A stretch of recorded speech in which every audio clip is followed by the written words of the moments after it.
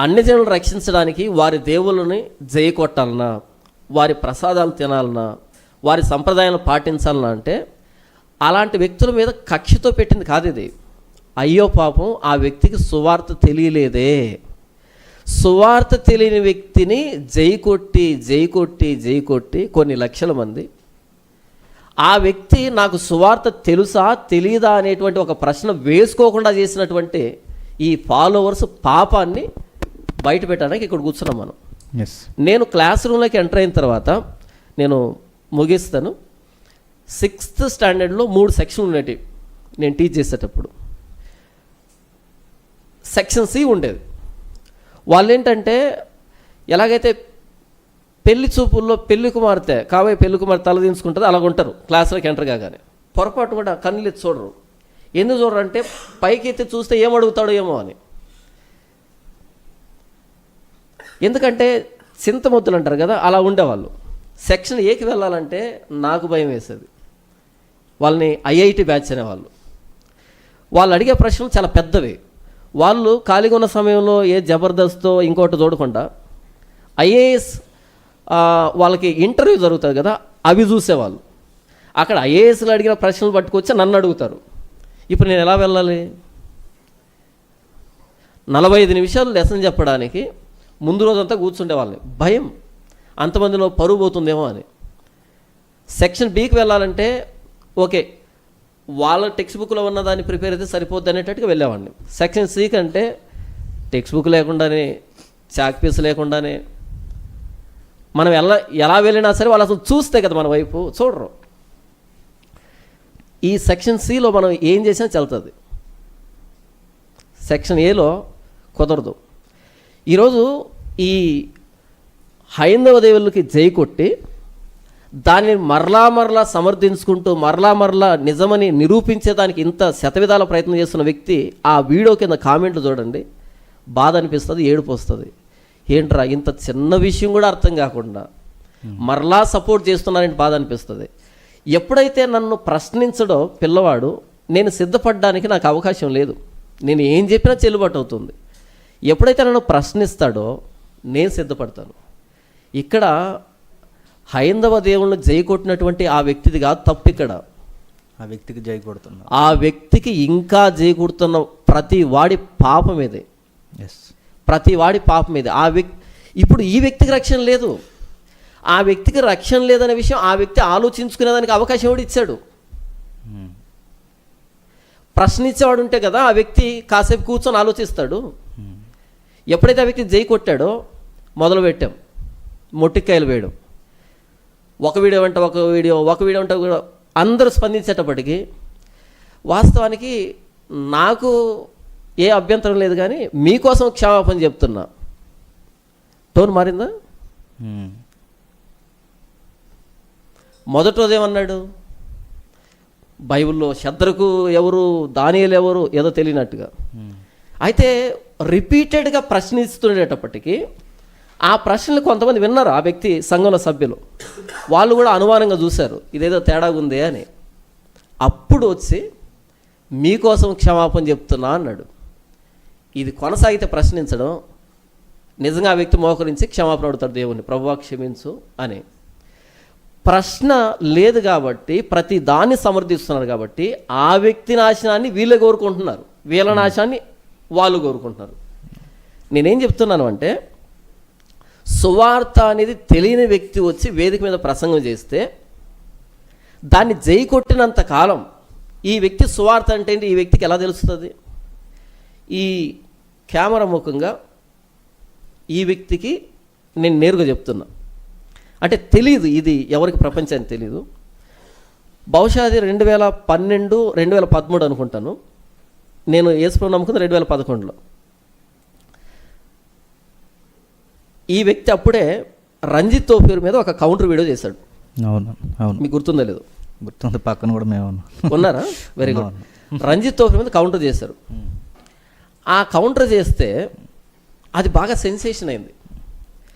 ఇక ఈ బీఓయూకి సంబంధించినటువంటి ఈ బ్యాచ్ ఉంటుంది చూసారా, ఆకాశానికి ఎత్తేసారు, మనోడు మామూలుగా మాట్లాడలేదు అని చెప్పి. అలా ఈ వ్యక్తిని కడపకు పిలిపించాడు ఒక పాస్టర్ గారు. అప్పుడు నేను స్వార్థ చేస్తున్నాను, అందరితో మాట్లాడుతున్నాను, నా ప్రయాసం నేను పడుతున్నాను. అయితే ఏంటంటే 1100 నోకియా ఫోన్ ఒకటి ఉండేది, నోకియా అనేది ఒకటి ఉండేది. దాన్ని చాలా కష్టపడి సంపాదించి కొనుక్కున్నాను నేను. అది తప్ప ఇంకా మిగతా తెలియదు, కనీసం కెమెరా ఫోన్ కూడా తెలీదు ఉండేది. ఆ టైంలో బహుశా ఈ వ్యక్తికి ఉన్నటువంటి డబ్బు ఈ వ్యక్తికి దురదృష్టమేమో నాకు తెలియదు, కానీ కెమెరాలో బాగా ఫేమస్ అయిపోయాడు. ఆ వ్యక్తిని కడపకు పిలిపించేటప్పటికి బాగా పబ్లిసిటీ, పలానా వ్యక్తి వస్తున్నాడు, మామూలుగా ఉండదు, ఇక సుమోలు లేచిపోతాయి గాల్లో అనేటట్టుగా బిల్డప్ ఇచ్చారు. సరే ఎన్ని లేస్తాయి చూద్దామని వెళ్ళి కూర్చొని అక్కడ మీరు తెలిసిన సామెతల గ్రంథము 14వ అధ్యాయం నేను ముగించేస్తాను ఇది చెప్పి, ఎందుకంటే తెలియాలి ఎలా మోసపోతున్నారు, ఈ వ్యక్తి ఎలా మోసపోయాడు, జనాలు ఎలా మోసపోతున్నారని తెలియాలి.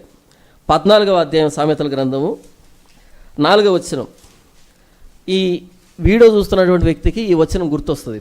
ఓకే, అంటే ఎప్పుడు జరిగింది ఈ ప్రసంగం అన్నది, ఆ ప్రసంగంలో ఏ వచనాన్ని వాడాడు అన్నది నేను చెప్తున్నాను. 4వ వచనం.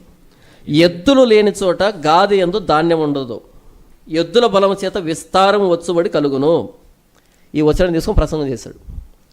ఇంక ఎద్దు అనగానే ఇక వెళ్ళాడు, వ్యవసాయానికి వెళ్ళి మొత్తం పొలంలో నారు నాటేది, పీకేది మొత్తం అంతా వివరించాడు. అక్కడ నుంచి మరలా రంజిత్తో వెళ్ళి సెకండ్ రౌండ్ వేసుకున్నాడు.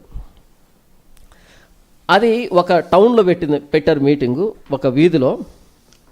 అందరూ సీరియల్స్ పెట్టుకొని చూస్తున్నట్టుగా నటిస్తున్నారు తప్ప చెవి ఇటువైపు వేశారు. పెద్ద పెద్ద సౌండ్ సిస్టమ్ పెట్టి మాట్లాడుతున్నారు. ఈయన వాయిస్ చాలా పెద్దగా ఉంటుంది, ఈ సౌండ్ స్పీకర్ ఒకటి చాలా గట్టిగా వినపడుతుంది సమాచారం. ఆ కుర్చీలో కూర్చొని బాధపడ్డాను. అప్పట్లో బాగా డబ్బు ఇచ్చి పిలిపించారు. ఇక్కడ నుంచి కడప అంటే చాలా దూరం కదా, ఆ ఫ్యూయల్కి ఆ ఖర్చుకి పెద్ద హంగా ఉంటుంది కదా. ఇంత డబ్బిచ్చి పిలిపించింది ఈ సామెతల గ్రంథం 14:4 వివరించుకోవడానికి. ఏంటి తెలీదా మీకు? ఎప్పుడు పొలంలో పని చేయలేదా? పొలంలో పని చేయలేదా? ఎద్దులు ఎలా పని చేస్తాయి తెలీదా? వ్యవసాయంలో పని తెలీదా? ఇదంతా యేసుప్రభు సిలువ అనే మాట వచ్చింటే ఒట్టు, యేసుప్రభు నీ పాపాల కోసం ప్రాణం పెట్టాడని చెప్తే ఒట్టు. బాధ అనిపించింది. ఎందుకంటే నా ఎదురుగా ఉన్నటువంటి ఆడియన్స్ ఎవరైతే ఉన్నారో ఒక్కొక్కడు ఒక పాపంలో ఉంటాడు. వ్యవసాయం గురించి వినడానికి రాలే, రంజిత్ తోపురి మీద కౌంటర్ కోసం రాలే. ఆ పాపం యేసు ప్రభు ఎలా తీసివేస్తాడు, ఎలా ఆదరిస్తాడు అనేది వచ్చారు ఆడియన్స్. బాధ అనిపించింది. అంటే అప్పుడు అర్థమైన విషయం ఏంటంటే ఈ వ్యక్తికి సువార్త అంటే ఏంటో కూడా తెలియకుండా ఇలాంటి వ్యక్తిని వేలకు వేలిచ్చి పిలిపించినప్పుడు ఆ వ్యక్తి బాగుపడడానికి ఎక్కడ ఆస్కారం ఉంది? ఎవరిచ్చారు ఆస్కారము? అది అయిపోయిన తర్వాత మరలా మీటింగ్, మరలా మీటింగ్, మరలా మీటింగ్, మరలా మీటింగ్, మరలా మీటింగ్. ఎప్పుడు కూర్చొని ఆలోచించాడు ఈ వ్యక్తి? ఎవరా ఆ అవకాశాన్ని ఇచ్చారు? చెడగొట్టారు. అప్పటి నుంచి సువార్త అంటే ఏంటో తెలియకుండా చెడగొట్టారు. గట్టిగా అరిస్తే అది వాక్యం అవుతుందా? తొడలు కడితే వాక్యం అవుతుందా? కౌంటర్లు ఇస్తే వాక్యం అవుతుందా? సువార్త అవుతుందా? అలా ఆ వ్యక్తికి ఆలోచించుకునే సమయం ఇవ్వకుండా ప్రతిరోజు వాడుకొని ఏదో అరుస్తున్నాడు, గట్టిగా అరుస్తున్నాడు. దురదృష్టం ఏంటంటే ఆ పేరు చివర 2 అక్షరాలు. ఏం పూనకాలు వస్తాయో నాకు తెలియదు.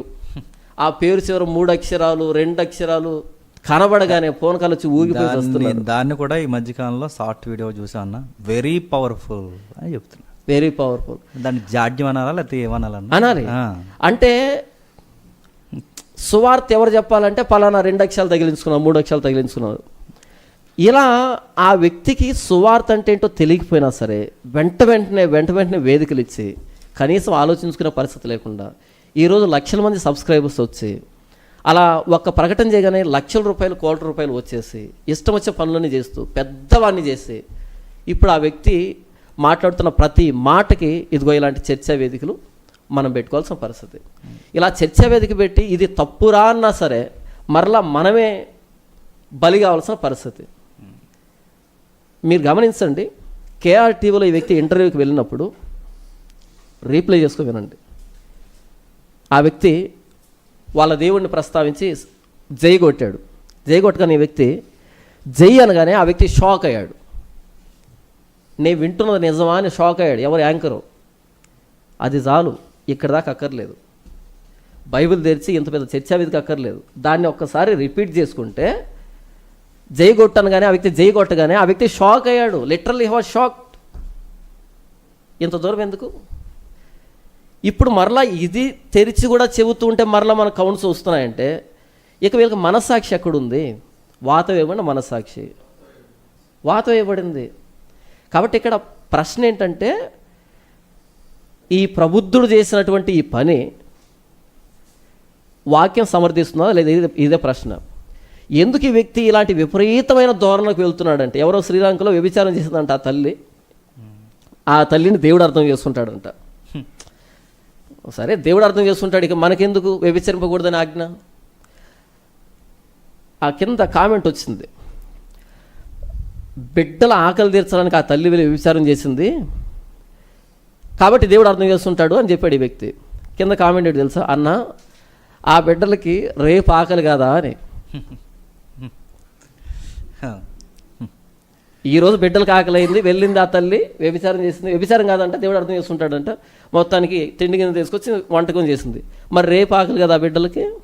ఎల్లుండి ఆకలి కాదు, ఆ తర్వాత ఆకలి కాదు, దాన్నే కదా వ్యభిచారం అంటాము. ఇక్కడెక్కడో మీటింగ్ పెట్టాడు, వడ్డీ వ్యాపారం నిజం అన్నాడు, వడ్డీ వ్యాపారం చేయొచ్చు అన్నాడు. తర్వాత నయమాన్ని కూర్చున్నటువంటి సందర్భాన్ని చెబుతా అన్నాడు. నయమాను చేతి మీద ఆ యజమానుడు అనుకుని నమస్కారం పెట్టినప్పుడు ఎలీషా పర్మిషన్ ఇచ్చాడంట. ఎలీషానే కదా, ఎలీషా పర్మిషన్ ఇచ్చాడంట అని చెప్పు. ఒక్క నిమిషం ముగించేస్తాం, 5 minutes. ముగించొద్దు మీరు, అంటే అవుట్ ఆఫ్ టాపిక్ అవుతుంది. నెక్స్ట్ ఆ ప్రశ్నలోనికి మనం వెళ్దాం. ఒక్క నిమిషం ఫినిష్ చేస్తాం. ఓకే. ఇక్కడ దేవుడికి నమస్కారం పెట్టిన ఒక సీక్రెట్గా ఉన్న క్రిస్టియను దేవుడు అర్థం చేసుకుంటాడు అనేటువంటి బోధ. ఇలా మొట్టమొదటిసారి శ్రీలంక దగ్గర ఆగి ఉంటే రెండోది వచ్చిండదు కదా. అంతకంటే ముందు వడ్డీ వ్యాపారం దగ్గర ఆగి ఉంటే ప్రశ్నించుంటే అందరు కలిసి రెండోది వచ్చిండదు కదా. ఇలా ఏంటంటే ఆ వ్యక్తి చెప్తున్న ప్రతి దానికి జైకొట్టేవాళ్ళు ఎక్కువయ్యేటప్పటికీ కనీసం ఆ వ్యక్తికి కూడా కూర్చొని ఆలోచించే సమయం లేకుండా పోయింది. ఇంతవరకు నేను ఏం చెప్పాను అంటే, సువార్త అనేది ఈ పర్టికులర్ పర్సన్కి తెలియని కారణం చేత ఏం చెప్పాలో తెలియక ఏంటేంటో చెబుతున్నాడు. సో సువార్త అంటే ఏంటి అన్నది మనం చెప్పగలిగితే ఈ చర్చా వేదికలో కనీసం దీన్ని చూసైన వ్యక్తి సువార్త తెలుసుకుంటాడు అన్నది నా చిన్న ఆశ. Okay, thank you. కొంచెం ఎక్కువ సమయం తీసుకున్నాను. అలా ఏం లేదన్నా, చాలా చక్కని విషయాలు తెలియజేశారు. కాకపోతే మన చిన్న విషయం కొన్ని కామెంట్స్ నాకు నిన్న నుంచి వాట్సాప్లో కూడా వచ్చాయి. మీరు డైరెక్ట్ పేరు చెప్పొచ్చు కదా, ఒక వ్యక్తి అని ఎందుకంటారంటే, పౌలు గారు కొన్ని విషయాల్లో కొన్ని దుర్బోధలు ఖండిస్తున్నప్పుడు కొందరు వ్యక్తులు మరీ వాళ్ళు పతనా స్థాయికి వెళ్ళిపోయినప్పుడు డైరెక్ట్ పేరు ఎత్తాడు. ఇప్పుడు మనం చర్చ వేదిక పెట్టాం, చేస్తున్నాం, దీని మీద ఇంకా గలిబిలి చేస్తే డైరెక్ట్ పేరు పెట్టి పిలిచి కూర్చోబెట్టి డిబేట్ చేద్దాం రండి అని అనుకోవడానికి ఇవన్నీ మనం చాలా చక్కగా సమాధానకరంగా వెళ్తున్నాం. కాదని మళ్ళీ దీన్ని కూడా ఎద్దేవి చేస్తే రేపు జరిగేది ఏంటంటే డైరెక్ట్ డిబేట్లో కూర్చుందామంట. అందుకు గౌరవపదంగా అన్న కానీ మేము కానీ కొందరు వ్యక్తులు ఎందుకు అంటున్నారంటే ఇంకా అవకాశం ఉంది ఆయనకి సరిదిద్దుకోవడానికి, నేర్చుకోవడానికి. అంటే ఆయన